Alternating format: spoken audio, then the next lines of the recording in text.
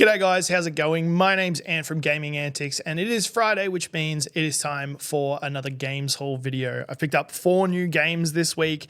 This time I didn't go to Cashies. This time I went to a local pawn store. We don't have too many here and this one has a decent array of games, so I was able to pick up a couple of ones that I haven't actually seen floating around Cashies before, which is awesome. But anyway, without further ado, let's get into what we picked up this week. So first up for the pickups, we've got Forza Motorsport 3.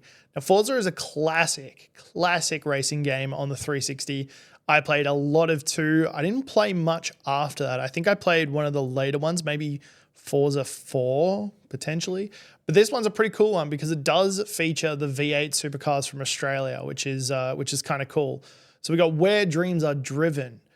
As real as it gets, 400 fully upgradable cars in stunning HD with world-class physics engine featuring damage and rollover. Race on over 100 of the most renowned real-world tracks and exotic road courses, including the famed Le Mans, Circuit de la Sarthe. I don't know how to say that. But anyway, fantastic game. It's a 2-discer, which is kind of cool. The discs do look in relatively good condition. This one was a $8 pickup, so that's extremely nice. We have a download code for more cars, which is probably used. I'm going to test these out one day, and not much of a booklet realistically. This is the one where they brought in Rewind. I forgot about that. So if you make a mistake in the game, you can rewind the game and try and fix up your mistake. Maybe I did play this actually. But yeah, upgrade your cars, buy new cars, race around, try and do like go through a campaign, earn money and all that sort of stuff, and place first in all your races. Really good game. I do like the occasional racing game. I've spoken about Juiced before on this one. I do like Need for Speed games as well. But when it comes to real racing sims, I don't get into them too much. But Forza was a lot of fun. So I'm keen to give this one a shot again at some point in time. I'm sure I'm going to get the itch to play a car racing game. Maybe. We'll see what happens. Anyway, on to the next one. So next up, we've got one of my favorite series from back then, although I've only ever played 1 and 3. Weird combination there. But that is Hitman Blood Money. I loved the Hitman games because they were very stealthy. They rewarded you for stealth. And I've always loved a slow, methodical, stealth-style game. So we've got Hitman's back, drawing you closer than ever into this deadly world where staying anonymous, being smart, and totally ruthless are the key to a perfect execution. Lucrative contracts on the rich and powerful in high-profile locations make killing for money good business. But when a rival agency enters the scene, it's war, and only the best man will be left standing. Hitman games are fantastic. They're a lot of fun. They're, like I said, they're very methodical, very strategic. The mechanics in it are fantastic, like changing costumes or disposing of bodies in a specific area. The weapons that you can get are a lot of fun, and the scenes that they paint are really, really good. I haven't played Blood Money, but I feel like I remember in number 3, there's a theater one where you can replace the gun that's being shot at the person with a real gun. It's like really methodical and really like planned out, if that makes sense. So there's not much in this booklet apart from showing you what you can and can't do.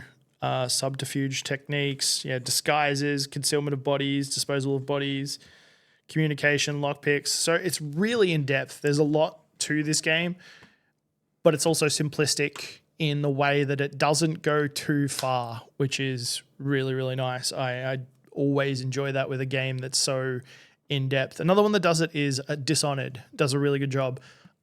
Rewards you for being stealthy, but doesn't make you go to the ends of the earth to try and get something. It's really, really nice. So that was a $10 one, and it's well worth it. Next up is one that, once again, I thought we did have, but apparently we didn't. And this one's a $5 one, and it is Borderlands, the pre-sequel. So I love the Borderlands games. I think they're a fantastic group of games. Even Tiny Tina. I really enjoyed Tiny Tina's, what is it called? Tiny Tina's Wonderland. That was a lot of fun too.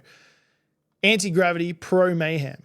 Grab your friends and blast off to the moon. Low-gravity gunfights await on Elpis, an alien moon under attack from a fanatical threat. shoot, loot, and butt slam your way to bad assitude. That's terrible. But anyway, yeah, great set of games. I love the Borderlands games. I think they're really, really good. Looter shooter, lots of upgradable guns, some funny guns, some good weapons, some good abilities, great characters, great NPCs. It's yeah, all round it's a great game. I still love the soundtrack for the first Borderlands. The opening scene was just amazing. I can't remember the song right now off the top of my head. What's it called? No, I can't remember what it's called. But once again, not that big of a booklet. There's not really much in here. It just tells you a little bit about the different parts of the HUD, which is pretty common later on in the Xbox 360's life. But yeah, great game. Great series. I haven't played the pre-sequel. Or actually, have I? The Moon sounds familiar. Is this the one where you jump and you can like fly off the screen? I think that might be that one, but I'm not 100%. Let me know. Have you played the pre-sequel? Is it any good? Let me know. So last up this week, we've got Far Cry 4 limited edition. Now, I do have this technically in the steel case. I just don't have it as a standard case. So I decided to pick it up. It was only $8, so I'm happy with that. Didn't like this as much as the third one. I loved the third Far Cry. I thought it was fantastic, but I still enjoyed this one. What are you made of? Welcome to Kyrat. While traveling to the beautiful Himalayas, you quickly find yourself caught in a civil war to overthrow the tyrant pagan Min. Explore this vast, unpredictable open world where danger is lurking around every corner. It's a Far Cry game. It's open world, lots of crafting to upgrade your different bits and pieces. There's a skill tree. There is the idea of choice. You've got two sort of sides to pick from. Good game. I feel like it wasn't as good as number 3, but still very much worth playing. And probably replaying again. I was not a fan of Far Cry 5. Didn't really like it. I haven't played the newer one. What's the newer one? Can't remember the name. Is it Far Cry 6? It might be. I did play Primal. It was pretty much just this re-skinned. But then Far Cry... Oh, what's the name of that? What's the cyberpunk style one? Can't remember. That was just a reskin of 3 anyway, so oh well. But yes, 3 new games. Pretty good titles to add to the collection. All heavy hitters, you know, Far Cry, Borderlands, Hitman, Forza. Pretty big names within the 360 scene, so I'm quite happy with this addition. Now, this is the part where I'd usually say I'm going to mark them off on my sheets and put them in the collection. I can't do that today because the shelf is chockers. I'm not putting any more video games in there. So I really need to work this out. I don't even know what to do with them for now. I might just have to sit them on the collection. And I've just noticed something that's kind of weird, but the spines, can you see how the Xbox 360 on Borderlands and Far Cry are different from Hitman and Forza? It's a bit weird. Might have to see how many that is like for that. It kind of annoys me a little bit. But anyway, fantastic games. I'm going to put them aside and let's get into the rest of the video. So as you may or may not have noticed, I've been putting up a lot of shorts this week, testing out a few concepts with content, and they've been doing pretty well. I'm super happy about that. But one of the things I did talk about was nostalgia, and that brought me to thinking about what I would feel a lot of nostalgia for. So the question of the week this week is, what's your favorite gaming memory from your childhood?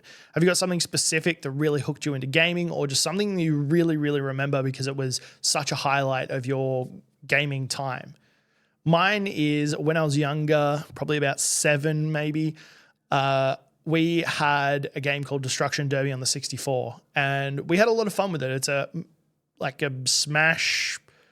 drive and smash game. The aim of the game is to race, but you've got to smash into other cars to destroy them, right? We didn't have a memory pack, so we couldn't actually save the game, and we were never able to finish it. By finishing it, I mean we were never able to collect all the cars.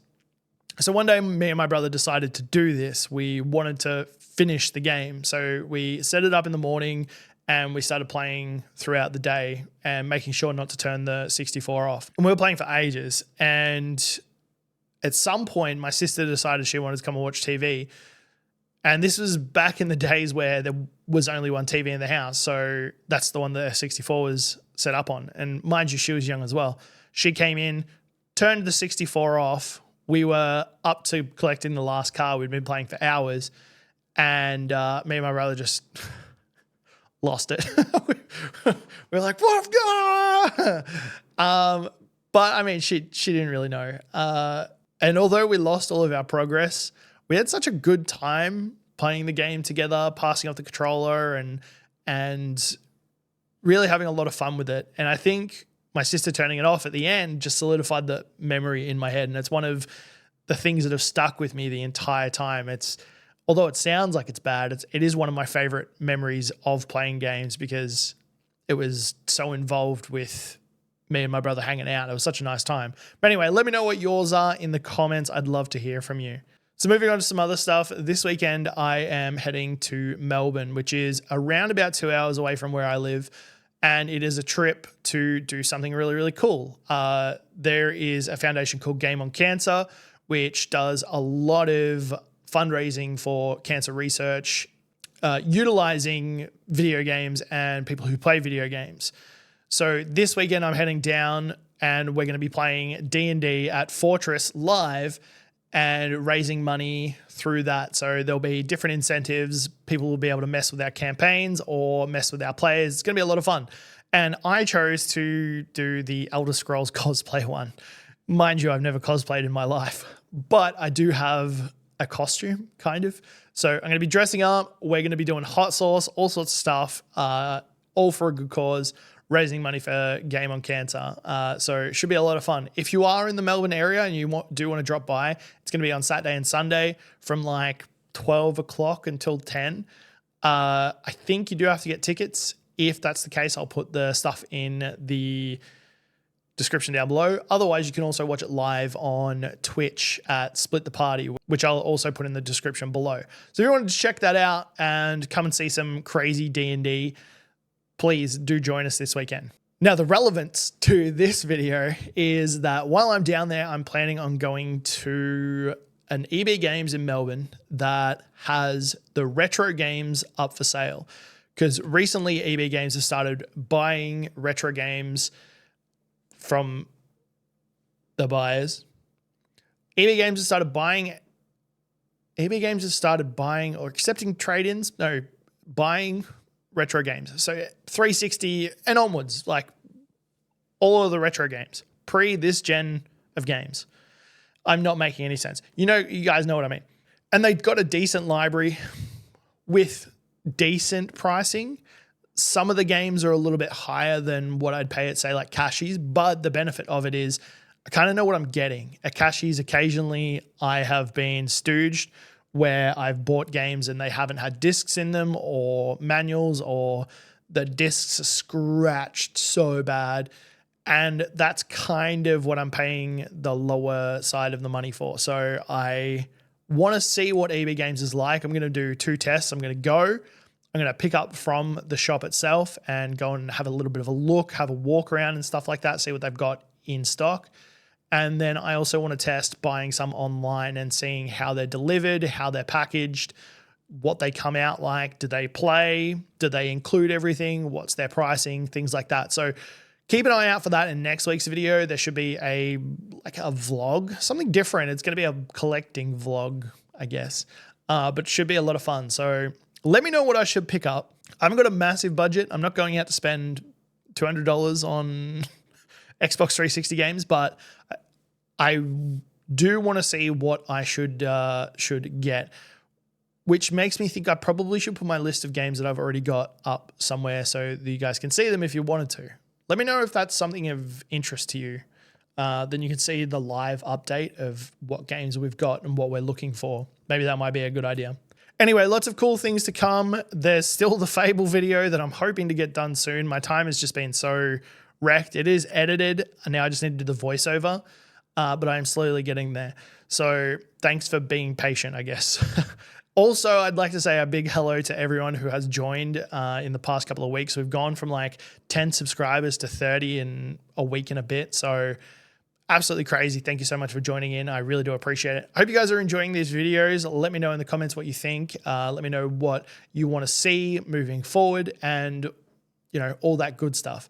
So thanks once again for watching. I do appreciate it. And I'll catch you guys in the next video. And as always, enjoy your gaming.